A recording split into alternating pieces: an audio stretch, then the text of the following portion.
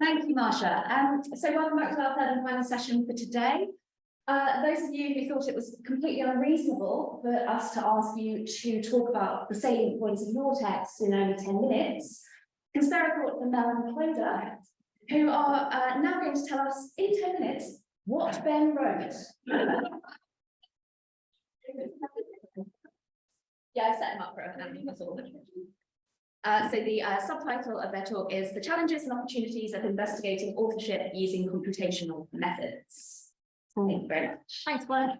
Okay, so just going to give a little bit of a brief introduction about how both myself and Clodagh ended up in this project and this very big question, and then we'll talk about it in relation to prose fiction. So my kind of background is in language and linguistics and thinking about the idea of the idiolect, so the fact that each individual speaker has their own distinctive style, which is theoretically contested, but kind of methodologically quite robust, at least in kind of contemporary evidence language use. And so I was kind of got involved in the project to kind of think about this in relation to Ben's style and what she wrote. I've now ended up being general editor and will also be editing her letters. I'm not quite sure how that's happened. Then more recently, we've had this, I must give a shout out as well to the work of Dr. Alan Hogarth, who was a postdoc on this project, does some fantastic work for us, particularly in relation to the prose fiction, and some of what we're going to be talking about in a minute. Was work done by him, so credit to Alan as well. But then more recently, Clodagh has got involved. Yeah, I'm a sort of newer addition. I'm currently doing a PhD in Leiden on the scribal letters of Elizabeth I, so a very sort of different area. And I'm looking at the kind of the extent to which the influence of her scribes can be found in her letters using very similar methods to what we're sort of talking about today. So I've sort of come in to work with Mel on the prose fiction, with these approaches. Yeah, so in terms of thinking about what Ben wrote, we're not going to give you any definitive answers, sorry. And in fact, we're starting to realise there might not be any definitive answers, which is part of the challenge. But in terms of just to give a bit of context, so the kind of the criteria of kind of a work being securely attributed, associated with Ben comes down to, is it published within her lifetime? And does it have her name on the title page? So for which we have kind of 4 securely attributed works of kind of short prose fiction, very good ones they are too, as we've heard. But then you also have a whole set of other stuff that some of it has kind of very long tradition of association, such as love letters, which Alex talked about first thing, and a lot of posthumous fiction that was published obviously after Ben died, but very kind of brazenly and kind of enthusiastically in her name. And Leah's going to tell us a little bit more about that, I think, very shortly. So the kind of question we're kind of being faced with here is kind of to what extent can we use kind of methods developed in areas of computational stylistics, forensic linguistics, to think about kind of language and style, and use that to get a sense of kind of, are these works like Ben? You know, are they like the stuff that we know she more confidently can say that she did write? So approaches to authorship, as many of you will know, there's kind of the traditional method, which apparently, according to the search engine, involves looking at stacks of books and kind of gleaning from that the fact that, you know, yes, so-and-so wrote this or so-and-so didn't. And obviously Harold will have kind of put it a little bit more kind of authoritatively and kind of nuanced than that, to do with kind of external evidence and internal evidence. And internal evidence, even from the traditional method, does obviously include elements of style. It's to do with kind of recognizable allusions, perhaps tropes of metaphor, favorite words, those kind of features. And so non-traditional authorship, which is kind of perhaps where the work that Clodagh and I are doing sits, is kind of taking this idea of style, but then approaching it from a more quantitative, numerical, and dare I say, a more empirical basis. So kind of getting a whole overview of kind of patterns and practices of language that perhaps we can't see with our naked eye, but that if we use kind of computational methods to support us, we can. And for some of you looking at that kind of the image that was suggested for non-traditional stuff, you may think, okay, well, it's all AI now, isn't it?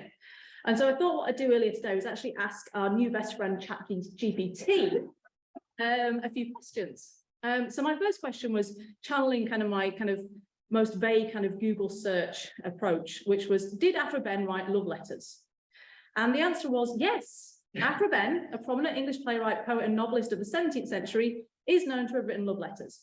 However, it's important to note that while she is recognised for her literary works, her love letters are not as widely studied or celebrated as her plays or novels. Aphra Behn is considered one of the first professional female writers in English literature, and her works often explored themes of love, sexuality, and gender roles. If you have any specific questions about Aphra Behn or her love letters, feel free to ask. But then it occurred to me, there's been a bit of a misinterpretation there, because I wrote love letters, not love letters between a nobleman and his sister. So obviously we're talking here about kind of amatory epistles, which I'm apparently going to be editing at some point later on. So I asked again, so did Aphra Behn write the novel? Question, yeah, scare quotes, love letters between a nobleman and his sister? And the response was no. Aphra Behn did not write a novel titled Love Letters Between a Nobleman and His Sister. The novel you are referring to was actually written by a different author, and this is news to me, named Aphra Behn Goodwin. Aphra Behn Goodwin is a contemporary writer who used the pseudonym Aphra Behn as a tribute to the 17th century playwright and novelist Aphra Behn. Yeah. And in the cautionary tale, it even says it is important to distinguish between the works of Aphra Behn, the 17th century writer, and Aphra Behn Goodwin, the modern author who adopted the same pen name. So what I'm going to suggest here is that we're not quite there yet. And that non-traditional authorship does indeed need kind of people like myself, Clodagh, and everybody else who's here to kind of weigh in and think about what kind of results we get from the kind of computational analysis. So another 20 years, ChatGPT might well have the answer for us, but not there yet. I think that's a relief. Yeah. Okay, so when thinking about style then, obviously, our focus from an attributional perspective is to do with authorship. So can you differentiate one author's style sufficiently well enough from that of another person? Because that's how you kind of get things to point in that direction. But underlying, and I'm not sure this is the best way of kind of visualizing this, but underlying kind of an authorial style are other elements such as the topic, often known as kind of register, the genre, obviously the kind of conventions, and the time period. So when they're writing and how all these things kind of intersect and fluctuate. And so kind of when you're thinking about authorship and attribution, you're also thinking about style. And so you kind of need to have a bigger and broader context. And I think that's why for kind of from our perspective, what's happening kind of over this week is really valuable to get a sense of what other people think about Ben's prose style will help us understand what it is we're looking at in the results. So the kind of approach we're taking kind of has had its controversies, perhaps is becoming to be more accepted and recognised as kind of a valid contribution to thinking about attribution and authorship. So the first being the computational stylistic approach, pioneered by people like Hugh Craig, who has very kindly been involved in this project since the start. So thinking about kind of using computational methods, lots of numbers, looking for patterns that you couldn't otherwise see. And then we're also complementing this with a corpus linguistics approach, which is about kind of looking for, again, patterns in language, but perhaps reading them a little bit more contextually, using some other methods that have been developed by corpus linguists, such as Jonathan Culpepper. So how are we approaching this? What do we need? How do we kind of understand what's going on? Well, first of all, it's been a case of gathering the evidence. And I'm going to say it really loudly here. This takes a long time and is not easy by any stretch. And we'll come to it at the end, kind of some of the challenges that we continue to face around this. But for the purposes of what we're talking about today, we have a corpus of Behn's kind of prose fiction, so those short works that we're kind of securely attributing to her. We have a separate corpus of contemporary prose, so written by people who are also writing prose around the same time, most of which have a known author. We have obviously then the dubia, which is the posthumous fiction, and the love letters. And even just assembling that has been quite time consuming and challenging, and we'll talk a bit at the end about kind of what still needs to be done there. But if we're kind of taking this idea, we have an example of Behn's prose, we want to look for likeness in the stuff that we think may be by her or not. And the way we can do this is to think about features of a text that we perhaps don't think about. So rather than looking for kind of favourite words or metaphors, you can look at features such as the most frequent words. So let's say kind of up the top 600 most frequent words in Behn's prose fiction. What are they? There are some examples on the slide. Then not the most exciting words, but love is interesting and is quite a distinctive Behn word.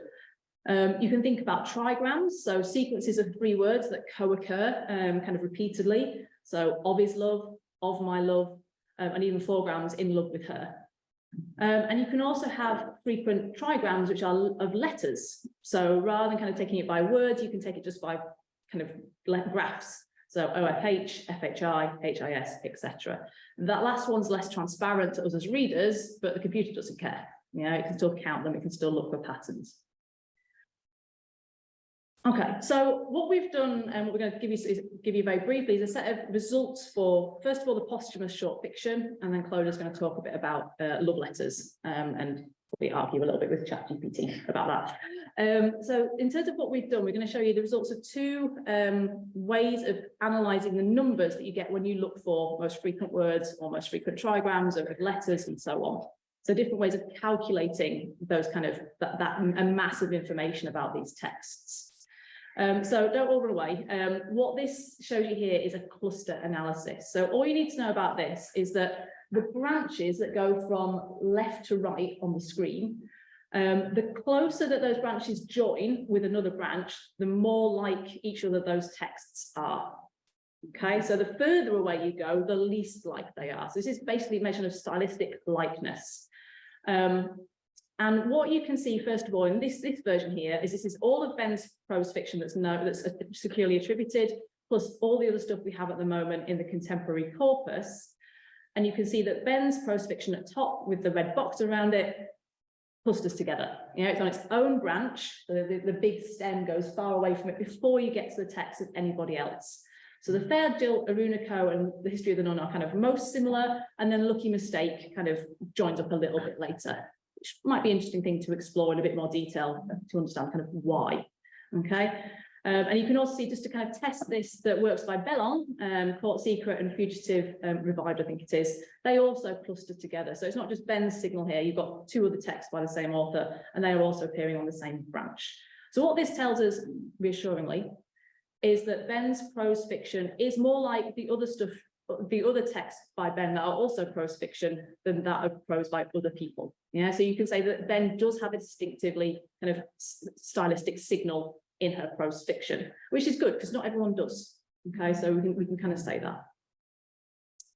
So what happens when we throw in some of the posthumous fiction? So this is a bit of a rough and ready measure, basically taking the same data as before and going, well, if you count the same things in King of Bantam, Black Lady and the Dumb Virgin, which were published after her lifetime, where do they end up?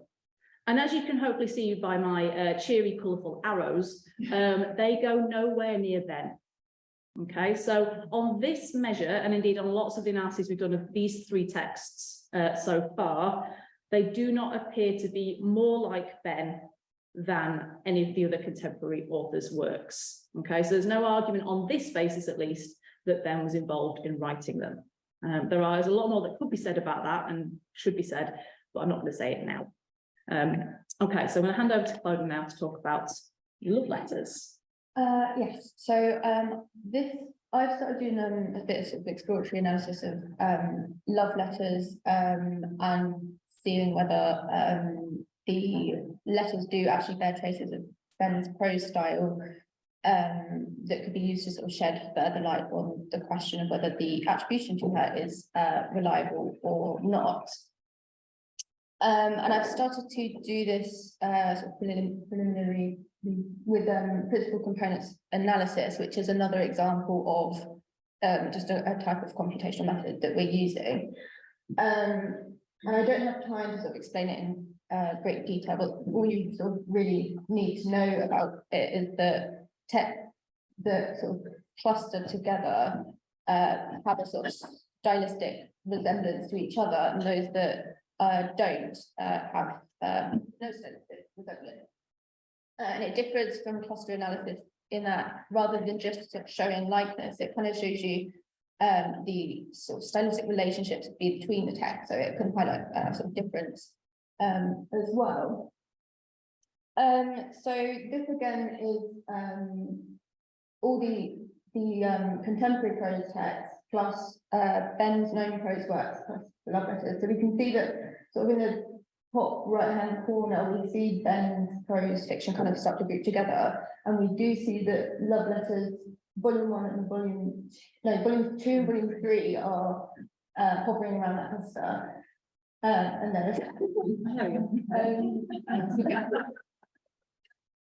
yeah, love letters volume 1, however, is kind of drifting different way. So we could say then that volumes 2 and 3 do bear stylistic resemblance to Ben's style. Before we kind of panic about volume 1, it's important to kind of acknowledge the influence of like genre and narrative style on these kind of analyses. So where volumes 2 and 3 combine kind of epistolary and narrative prose styles, volume 1 is the only of the 3 volumes written in the entirely in the epistolary form. And obviously there's no other epistolary fiction in Ben's corpus for it to kind of correlate with. So this is kind of highlighting, for me at least, areas that need more work and the kind of challenges that are coming through with the corpus. So my sort of next steps would be to try and mitigate this kind of generic influence that's coming through in volume 1 before we draw any conclusions. Okay. Okay, and just to finish, should also have the caveat that with these kind of tests, as was put kind of quite a long time ago now, there is no totally objective way of determining whether a disputed text is by one of the authors included in the test. So the caveat here is that obviously in our kind of contemporary corpus and the stuff by Ben as well, if these posthumous works and indeed love letters aren't by any of those authors, it's still going to show a stylistic likeness with someone. It just might not be the right someone. It's just what you give it, it will point to the kind of out of that data set who is most like the dubia that you're interested in. So that is obviously a kind of always a challenge with these kind of open-ended kind of authorship questions. And in terms of just to finish, challenges that we have to grapple with, as Claudia alluded to as well, we have the internal consistency of prose styles, both changes possibly over the course of time, but also within texts. There's the fact that we have texts of greatly differing lengths, which is very challenging for kind of the quantitative side of things. And we're kind of thinking about how to negotiate that into some of the methods we use. And there's also the limitations of the current corpus. And I think one of the things that is occurring to us is that we need a more comparative text. We need more epistolary fiction. We need a better sense of different authors represented by more than one text who aren't Ben, just to get a sense of what's going on. But yeah, it's been very interesting. So very receptive to all kind of suggestions, kind of how we might address some of those challenges. That would be great. Thank you.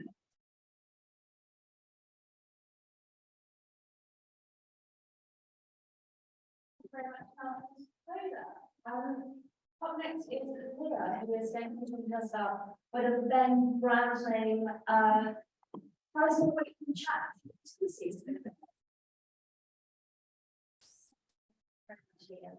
All right, thank you. Yes, I'm very pleased to follow this up because I'm talking about very similar things. So my question is not so much what did Ben write, but how does one edit a text when we don't know for certain who the author is? So I'm sort of resting in the case of ambiguity here. So perhaps more importantly, why are we producing an edition of a text when we don't know who wrote it, particularly as part of an author edition? So these two questions have been at the center of my editing practice in working on the posthumous stories. And so as I will explain briefly today, my answer to each of these comes back to the idea of a Ben brand name, or for those of you who don't like the market-driven interpretation, the Ben author function. So first, the attribution question. There's a lot that we don't know, and there's a lot that we cannot know about Ben's life and works. And the fact of the matter remains that all but one of the posthumous short stories that I'm working on were attributed to Ben by a notoriously unscrupulous publisher years after her death. At the time, they were largely taken as hers, or at least no one seems to have voiced many objections, and they've been reprinted since then as hers without much question or interrogation. There's no other corroborating evidence that she wrote them, but there's also no evidence that she didn't write them or that somebody else did. It's just an empty space. We are left with very little external evidence to go on.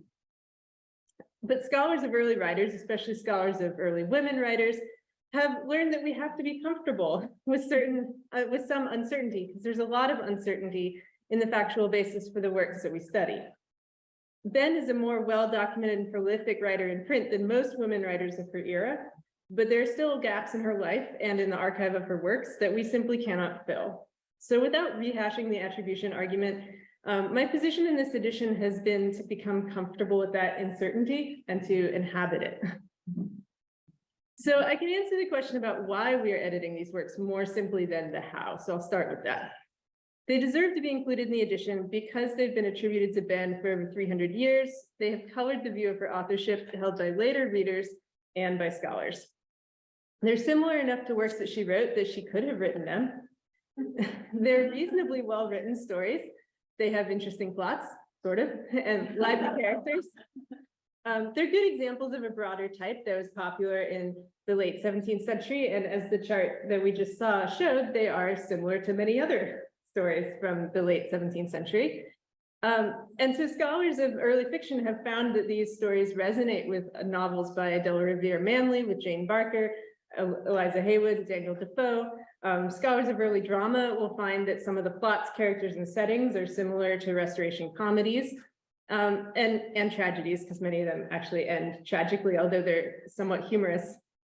They center on romance plots, but they often include travel, historical events, urban settings. They add a unique quality to an otherwise conventional story in ways that I think are worth reading and studying and thinking about more so than perhaps has been done. Some of them are set in fantasized versions of Europe. Others reflect a realist view of English places.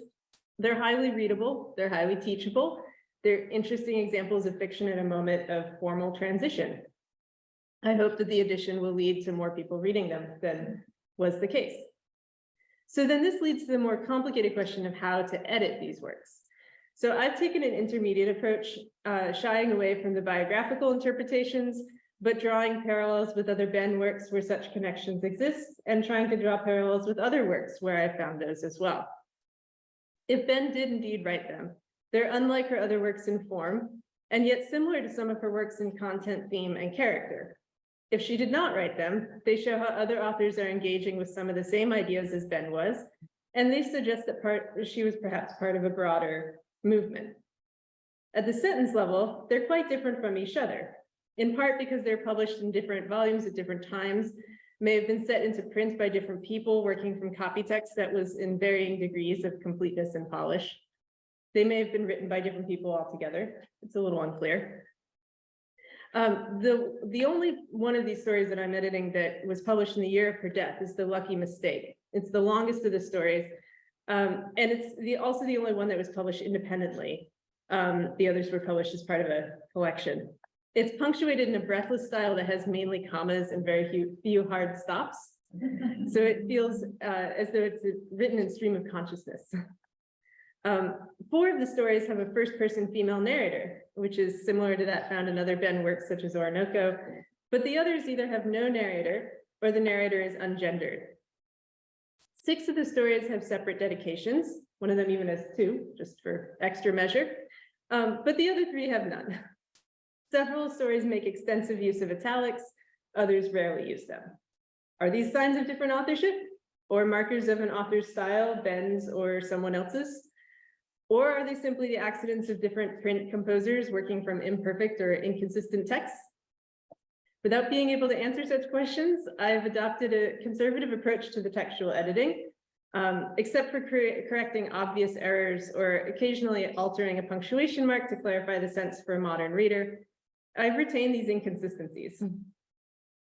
So then this brings me to my final point about Behn's brand name. Why would a publisher attribute text to Behn a decade after her death? What was the value of doing this? From a purely monetary standpoint, it makes some sense to capitalize on the fame of a recently-ish deceased popular author by printing books with her name on the title page. After her death, Behn was repackaged to be shown to her public as much more of a fiction writer than she had been a playwright, which shows her to continue to ride trends even after her death. She remains writing the most popular stuff. Her collected fiction was published as late as 1718. And the publisher of the posthumous work, Samuel Briscoe, repeatedly comments in dedications and elsewhere that assumes that the audience would already know what Behn's style was like and could therefore associate these texts with her. In his dedication to The Unfortunate Bride, which is one of these posthumous tales, he writes that, quote, "In none of her performances has she showed so great a mastery as in her novels, where nature always prevails. And if they are not true, they are so like it that they do the business every jot as well. He repeatedly connects Behn to realistic or naturalistic fiction. In the dedication to The Wandering Beauty, Briscoe calls her, quote, the Otway of this kind of writing, which referring, of course, to Thomas Otway, the playwright. So indeed, Briscoe seems to be right in the sense that no one seriously questioned the attribution until the 20th century, though to be fair, for most of the 19th century, Behn was largely dismissed as a scandalous writer. Importantly, however, she was a scandalous writer of fiction. In a much repeated anecdote from the early 19th century, Sir Walter Scott reports that, quote, an old lady of family assured him that in her younger days, Mrs. Behn's novels were as currently upon the toilette as the works of Miss Edgeworth at present. But when she read it later, she, quote, found it altogether impossible to endure at the age of 80, what at 15, she, like all the fashionable world of the time, had perused without an idea of impropriety. So 20th century scholars have revised this view of the morality of Behn's fiction, but they continue to associate her with fiction as much as with plays and poetry. Short fiction takes up an entire volume of Montague Summers' edition of Behn's works, and he says that, quote, for years her name to a new book, a comedy, a poem, an essay from French was a word to conjure with for the booksellers. It is a commonplace to say that her novels are a landmark in the history of fiction. So for literary purposes, the posthumous fiction solidifies the Behn brand name as a producer of short stories along the line of French nouvelles, drawing on European fiction and British comedy on stage as influences. While her lifetime fiction publications are all very distinct, Orinoco is very different from Lycidas, the posthumous fiction makes it seem as though she had made a significant turn towards the genre at the end of her life and found her groove in the combination of romance and comedy with some tragedy that was popular in contemporary fictions by writers like William Congreve, Mary Picks, and others who wrote in both drama and in fiction. So was this a bit of opportunistic marketing that has fooled fans and scholars alike? Or did Behn really leave a cache of fiction unpublished on her death to be found and brought into print more than 7 years later? We'll never know, most likely. But these pieces have become part of the construction of Behn as an author that solidified her place in literary history. And they are part of the reason why we are making this edition is because of her importance in literary history. Behn's popularity and variety of writing in part justifies this large scholarly edition of her work. And these fictions have become part of the Behn brand name and therefore are important to how she's currently imagined as an author. Whether or not that is a historical reality is at this stage hard to say. Thank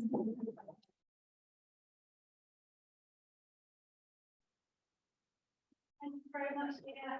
And finally, Elaine is going to talk to us about Aphra Behn's return to Canterbury.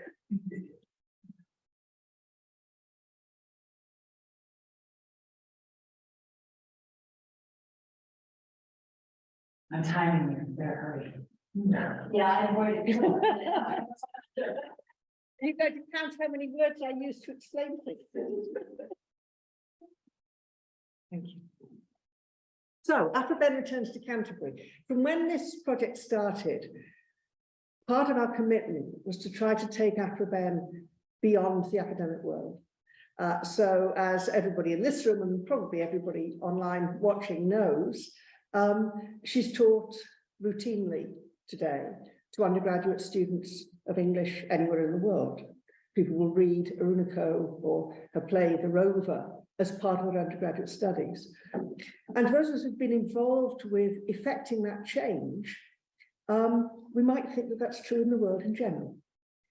But if you've ever had a conversation about Aphra Behn with someone who isn't in the academic world, you'll discover quite quickly that no one's ever heard of her.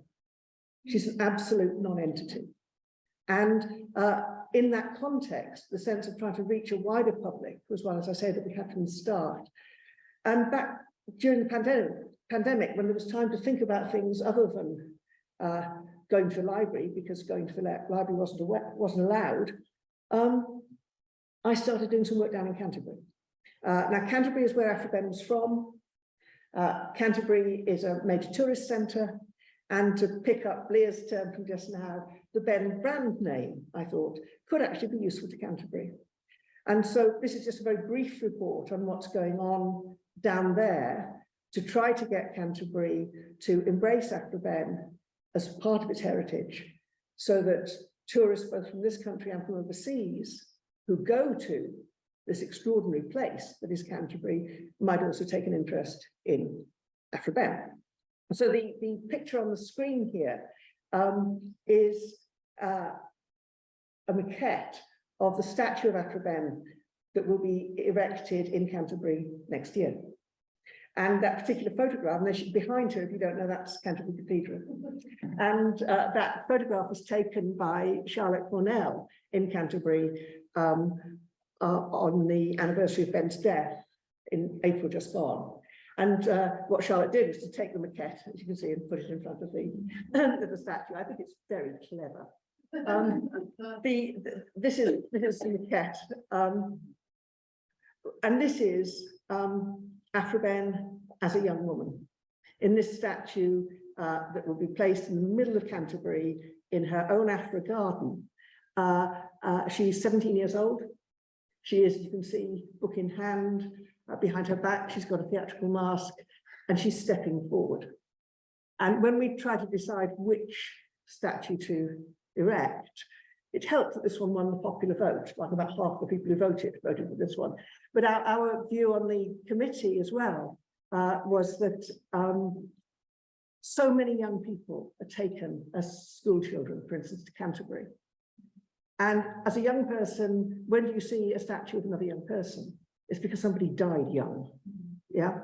So to instead see a statue of a young person who's stepping forward into her own extraordinary future was a particularly appropriate way, we felt, even though she is actually leaving the city and perhaps shaking its dust off her feet. But so the statue will be unveiled in next year, either in spring or summer. And anyone listening who hasn't yet contributed to its costs, please do, because it's not yet fully funded. We're pretty much there, we're about 85% there. Now, this is a secret, so it's just as well I'm only speaking very privately about this. My colleague Katie Gill in English here and I have just been awarded £100,000 by the Arts and Humanities Research Council for a project called Canterbury's Aphra Behn. And what we will have, working with colleagues at Canterbury Christ Church University, and that university has a very strong mission to do with building relationships with the city and the people in the city. So they're obviously the best possible people to work with. And that means that between the 1st of September this year and the 31st of August next, there'll be a whole series, every month there'll be some kind of event going on in Canterbury that's Aphra Behn focused. And I hope that some of you will come to some of them. So, for instance, next July, there will be a performance of Aphra Behn's second play, The Amorous Prince, which, as far as I know, has never been performed since 1671. And what they're doing, and those of you who are Behn scholars, this will be quite meaningful, I think, is that that probably what they're going to do is to place the play in the 1960s and 70s. So that moment of, just after Libertinism, or, Libertinism and what are its problems, if you like, from the 1960s and 1970s in various interesting ways connects to the 1660s and 1670s. And I've provided the text from them, and part of my delight with this is that I will be working with them whilst they're rehearsing and getting to know the play in a completely different way from the way I currently do. That was why I said yesterday, I said earlier rather, that I will be starting to edit the play next summer, but I think it doesn't make sense to be trying to work on a modern production at the same moment that I'm trying to work with the old text. Amongst the other things we're doing, the cathedral is putting on a Heritage Open Day, which will be displaying manuscripts that they hold that relate to Aphra Behn. I mentioned earlier when Jenny was talking that I'm working with some musicologists down in Canterbury on songs written for Behn's plays. And one of our events at the Canterbury Festival this year is going to be a concert of songs from Behn's plays, including one set by John Blow. Then over the winter, Charlotte and I are going to be working with the professional bodies in Canterbury that do tours of the city, walking tours, and we're going to be helping them to invent an Aphra Behn tour of Canterbury and its surrounds around the same time that the Canterbury Christ Church University, which has an annual festival around women and women's achievements in Canterbury, are going to be focusing that year on connections to Behn and things we can use from Behn that connect to the lives of modern women. So there's spring, I think we'll be unveiling the statue, should be by then. The statue is going to be unveiled by someone who everyone has heard of. Therefore, it'll be in the papers. Good for Ben brand name, I would say. We'll then launch the walks, and for 3 months, and this will be around the time of the conference that many who are present in this room are coming to. There will be for 3 months an exhibition about Behn and her times in the City Art Gallery and Museum. So Aphra Behn is returning to Canterbury. This is my appeal to you to encourage the people of Canterbury to take Aphra Behn to their hearts. Here are 2 organisations that have been set up down there in the last couple of years, 2 local organisations. And this is the conference that I hope everybody, if they're not already signed up to, will come to, because of course, many of these things will be interwoven with the conference. Aphra Behn is returning